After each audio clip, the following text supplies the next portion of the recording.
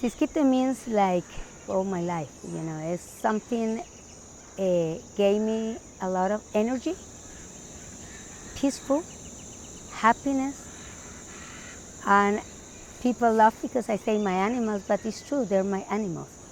And I connected with all of them. And the trees and everything means my life, really, everything. That's why I'm so happy here and I don't want to leave, you know, this is my place, really, you know. I can go to another house I have, but for me, this is paradise. That's the true thing.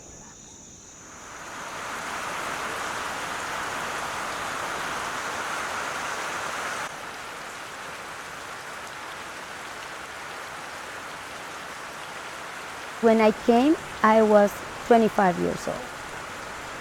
I was living in Europe for 5 years, I love it, but when I came here, it was an extreme change for me.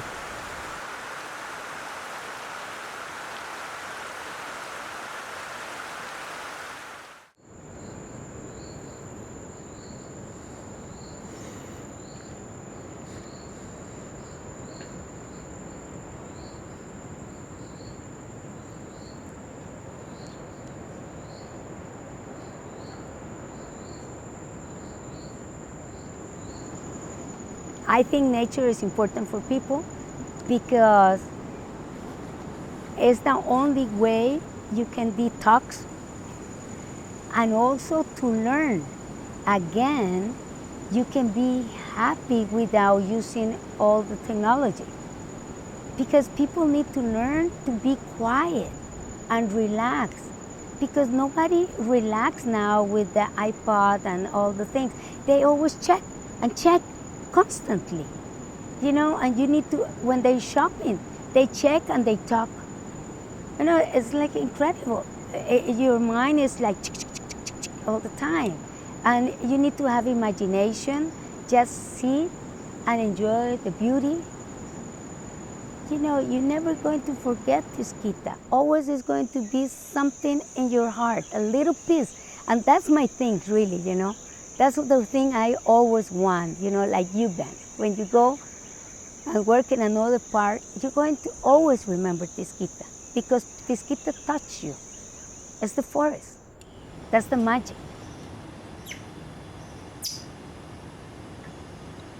Okay, for me, it's like I learned really about how the forests work, how nature. And that's why I love it. Because I learn, because I stay here and I see, because before was cow pasture, nothing at all, and little by little, everything start, you know, growing. I know we plant things, the animals plant things also, because with the seed, they spread all the seed, but it's how's the balance, and that's why I think I love more the forest, because everything is a balance, everything is for some reason. And during the years, it's like 34 years, I can say, you know, you can see the changes.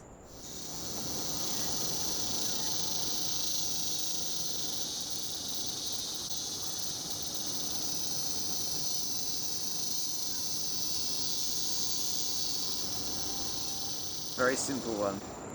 Could you ever leave Tiskita? No, I can't leave Tiskita at all.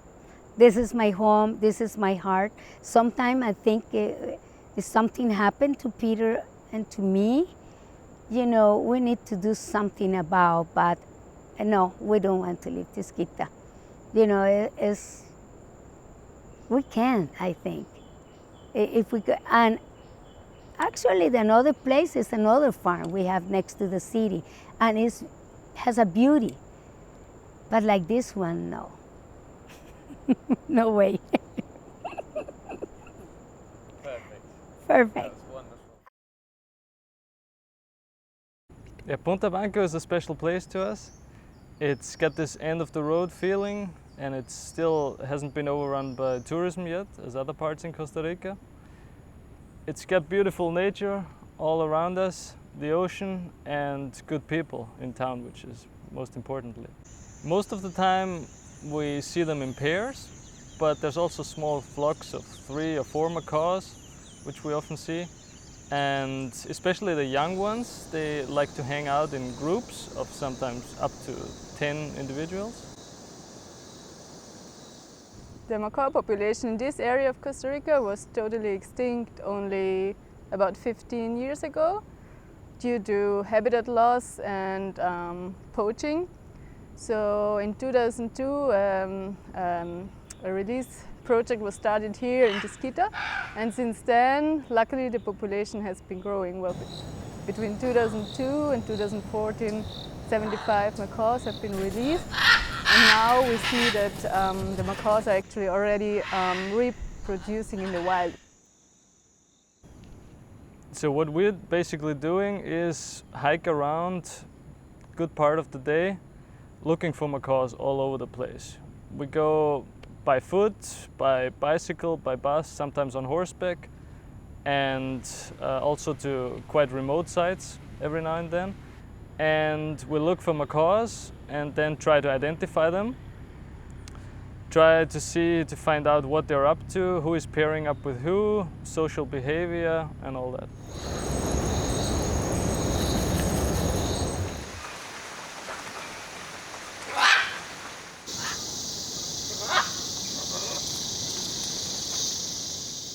So the macaws eat all kind of stuff, but what their daily bread is are the beach almonds, like this tree that we have here behind us. You can see it has fruits on it, and luckily there are many of these beach almond trees around all along the beach, and that's where we usually find the macaws.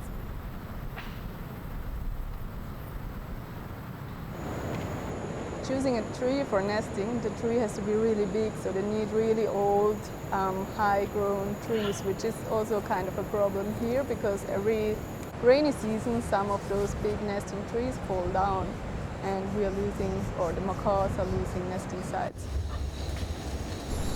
Good nests are hard to find. If there is a tree that is suitable, of course many pairs will be interested in this pair. So if one pair is having a nest, they have to protect it against other macaws and also sometimes against other birds who are trying to steal the nest for them. There's a pecking order within the macaw hierarchy, and obviously some lower ranked individuals are trying to get up in the hierarchy and being cheeky to the bosses. The nesting season for the macaws is in the dry season, so it starts around December until May. So at the beginning they start looking for their nests.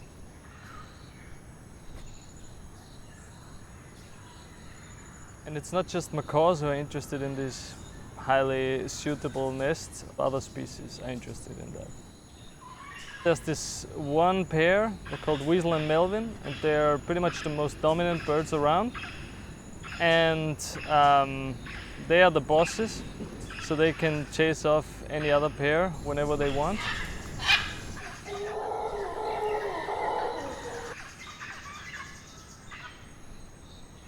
The project has been successful so far, with reproduction going on in the wild every year.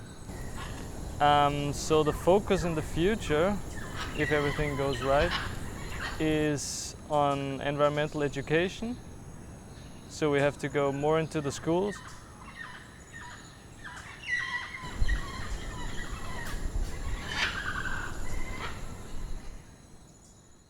Do I look at you or do I just, sorry? You can just look at me, that's fine. That's awesome. No hands, no hands.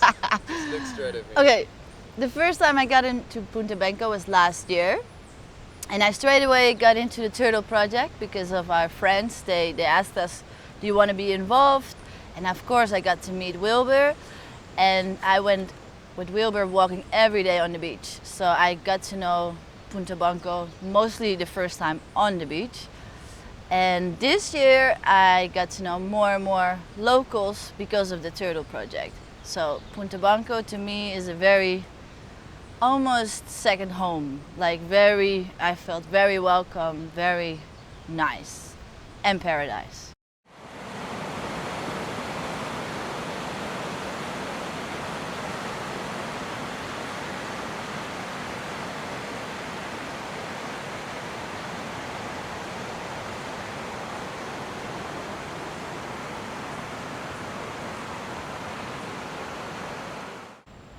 Punta Banco.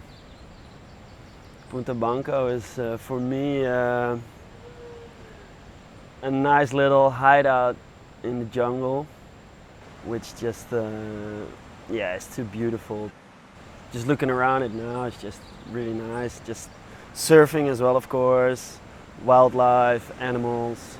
Of course the turtles, but there's so much more to see. Yeah, it's beautiful.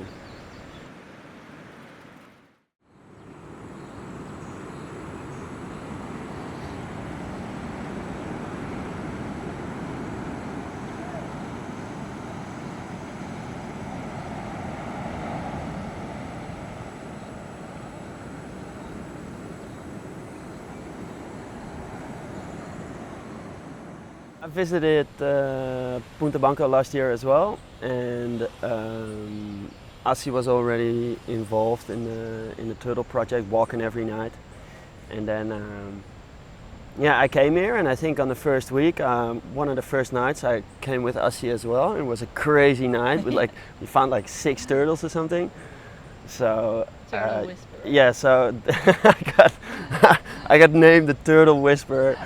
And from that day on, I was just helping out, and yeah, just seeing the whole group putting all the effort in to save the turtle.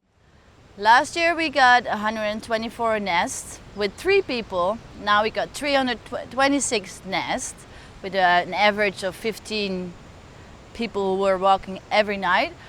And that means about 15,000 baby turtles, but that's not about it. I think it's going to be more. And last year we had about 6,000 baby turtles. Why, for you, is it important to save turtles? I don't know, I just feel a love. People call me Turtle, so, who know me well. They say I look like a turtle. I think that's too funny. But I don't know, Femi, my friend who works here also in Costa Rica, she heard about the project here in Punta Banco, and she's like, you got to come here. And I love this project because it's so pure.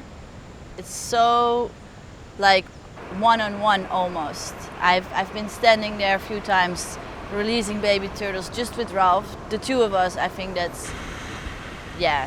The love of turtles is getting bigger and bigger. How they develop, how old they are, how they look like, how they can be in land, how can they be in water. I just think they're really nice creatures. For people that want to help out in the project, it's, I think, foremost really important that we get a lot of donations so that we can yeah, get all the stuff that they need to find the turtles, specific lights. We need to build the hatcheries, which need special materials, different types of plastic, which is really expensive, and all that sort of stuff. But they can also come over to Punta Banco and yeah, help volunteering for the project.